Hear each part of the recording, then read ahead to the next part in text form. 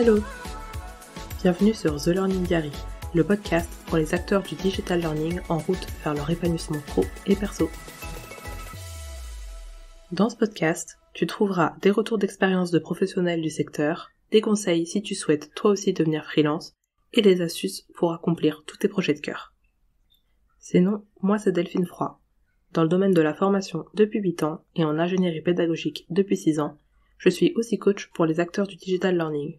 Parce que pour moi, un acteur du digital learning épanoui, c'est un professionnel de la formation capable de réaliser des expériences d'apprentissage incroyables pour les apprenants. Je te souhaite une agréable écoute. Hello. Aujourd'hui, j'ai à nouveau le plaisir d'accueillir 2 personnes pour cet épisode collectif. Amandine Prélat, ingénieure pédagogique et scientifique, et Claire Noyer, ingénieure pédagogique, créatrice de Pick and Learn,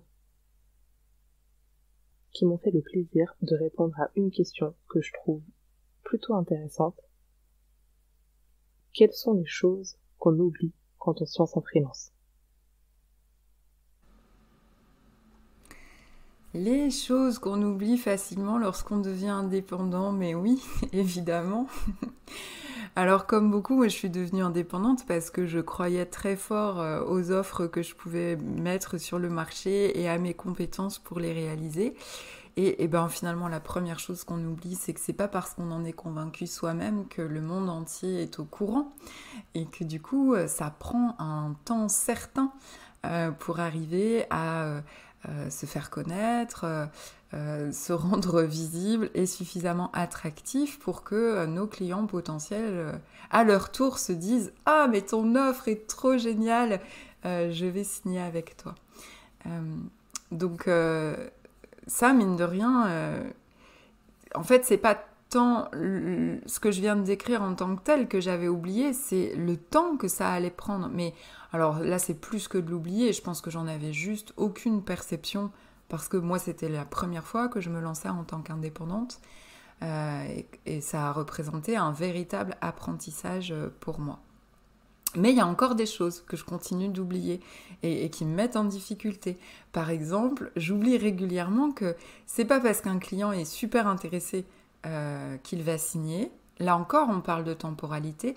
Il y a du temps entre le moment où quelqu'un ou une entreprise manifeste son envie de, et puis le moment où ça va se concrétiser dans le réel et où du coup je vais vraiment me mettre au travail pour cette personne ou cette entreprise.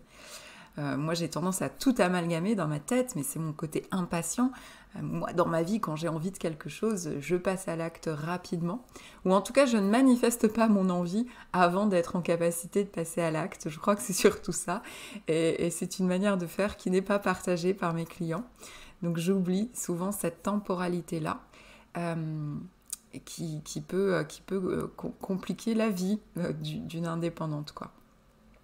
Et puis cette question de la temporalité, c'est aussi comment est-ce que ce rythme, l'activité, au fur et à mesure des mois, des saisons, donc des années. Et ça, c'est pareil. C'est pas quelque chose que j'avais oublié. Par contre, j'avais clairement oublié qu'il fallait que je me pose la question. Et donc, je suis encore un petit peu embutée pour harmoniser ma temporalité et puis celle du monde autour de moi. Ce qui fait que, par exemple, j'avais pas mesuré, moi, que septembre, ça peut être une période très creuse pour mon activité.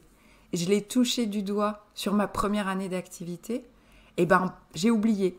Et la deuxième année, je me suis repris ce constat en pleine figure, et vraiment, ça m'a fait l'effet d'une douche froide, tout simplement parce que j'avais oublié ce qui s'était passé la première année, ou que, plus précisément, j'avais mis ça sur le dos de la jeunesse de mon activité et pas sur le dos d'une temporalité plus globale, plus sociale, dont il faut maintenant clairement que je tienne compte dans l'organisation de mon activité.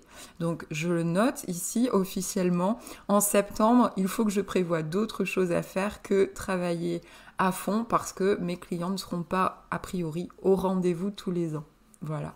Donc, vraiment pour moi c'est la question de la temporalité qui est difficile à harmoniser et que j'ai tendance du coup à oublier parce que mon ma fougue, je vais dire ça comme ça, mon impatience prend le dessus sur ce que je sais de ces questions de temporalité.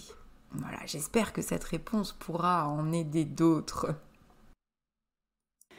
L'une des choses les plus importantes que l'on oublie lorsqu'on devient indépendant, c'est justement le mot indépendant. Être indépendant, ça veut dire être capable de gérer son métier, mais aussi de gérer son entreprise. Gérer son métier, ça veut dire être capable de faire une veille active et utile, de rester le meilleur de son métier tous les jours et pendant longtemps. Ça veut dire être capable de se tenir informé de tout ce qui vient de sortir et de tout ce qui est nouveau dans notre métier.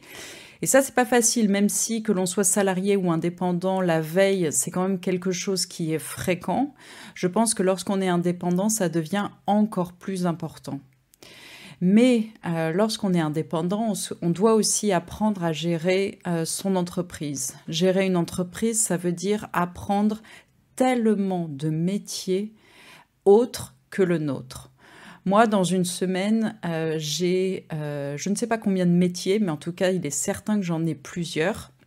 Je peux être commercial parce que je dois m'occuper de mes prospects. Je dois surtout les convaincre de me signer leur prochain contrat. Je suis aussi community manager puisque je dois gérer un calendrier éditorial. Je publie principalement sur LinkedIn et j'ai une newsletter. Qui dit écrire veut dire que je suis copywriter. J'écris tous mes posts LinkedIn ainsi que les newsletters. Et puis, comme ces écrits doivent souvent être illustrés, je troque ma casquette pour celle du métier de graphiste. J'ai plusieurs logiciels de dessin sur lesquels je peux justement organiser les couleurs, les illustrations, les mots-clés que je veux indiquer sur, chacun des visuels que je publie. Je travaille aussi sur mon site web, donc je suis web designer de temps en temps, je mets à jour le site web, je vais m'assurer que toutes les informations qu'on peut y trouver sont à jour, je vais créer des landing pages, etc. Donc ça, il y a beaucoup de travail autour des pages internet, etc. Et puis depuis peu, j'ai fait pas mal de formations sur le métier de vidéaste, puisque je commence à réfléchir à créer mes propres vidéos. Donc je dois savoir filmer, enregistrer, gérer le son, l'image, la lumière. Et ça, encore une fois, c'est un métier à lui tout seul. Donc, pour résumer, je dirais que être indépendant, c'est réaliser que dans une semaine, la part que l'on va donner à son métier est en fait assez mince par rapport à tout le reste auquel on doit penser, c'est-à-dire la gestion de l'entreprise.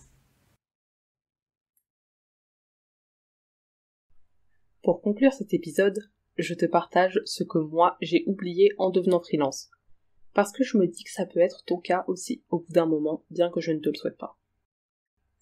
Pendant un temps, j'ai oublié que j'avais une vie à côté. Je n'ai pas oublié mon fils, mais j'ai fait comme si j'avais juste mon fils et mon travail. Sauf que dans l'histoire, j'ai oublié ou mis de côté inconsciemment mon copain. Si tu es en couple, et d'autant plus si la personne avec qui tu es n'est pas freelance, et encore plus si tu as un enfant en bas âge, n'oublie pas de garder du temps pour vous si tu souhaites pouvoir cumuler l'ensemble sereinement. Pour certains, ça peut paraître logique, mais je sais que si ça n'a pas été le cas pour moi, je ne suis pas la seule. Ensuite, rappelle-toi qu'avant d'être multicasquette, tu es toi. J'ai aussi fait l'erreur de m'oublier, d'oublier que j'étais une femme avant d'être une freelance, une maman. J'ai oublié que j'avais des rêves, des envies qui n'avaient aucun rapport avec le travail ou ma famille. Quand je me suis rendu compte que je m'étais oubliée, j'ai prévu une journée par mois pour avoir une journée rien qu'à moi. Le mid-day, où je lis, je dors, je regarde des séries, ou je prends un rendez-vous pour un massage. Et depuis quelque temps, je m'autorise enfin à prendre 1 heure par semaine pour jouer aux jeux vidéo, juste parce que ça me fait du bien. Mets-toi dans ton agenda. Et sinon, je ne sais pas si tu l'as vu, mais je publie sur LinkedIn et par mail un calendrier de l'Avent pour préparer ton année 2023. Si tu souhaites le recevoir chaque jour, n'oublie pas de t'abonner sur LinkedIn ou sur ma newsletter. J'ai aussi lancé un concours pour gagner un coaching de 5 séances avec moi pour avancer sur ton prochain projet, qu'il soit professionnel ou personnel, et démarrer l'année 2023 en trombe. Tu as juste à répondre au sondage LinkedIn que je mets dans les notes de l'épisode avant le 16 décembre. Je procède au tirage au sort à la fin du mois. Trop hâte de savoir qui j'aurai la joie d'accompagner. Pour rappel, j'ai accompagné sur le lancement en freelance, la confiance en soi, la relation de couple, la gestion du temps, la gestion des conflits, le perfectionnisme et bien d'autres. Alors tu peux venir avec ton sujet, quel qu'il soit, tant que c'est quelque chose qui te bloque pour l'instant, mais que tu voudrais réaliser. Je te remercie d'avoir écouté cet épisode jusqu'au bout. Si tu apprécies le podcast et que tu souhaites me soutenir, n'hésite pas à mettre une note sur ta plateforme d'écoute ou à en parler à une personne qu'il pourrait aider. Je te souhaite une belle journée ou soirée selon ton horaire. À très vite.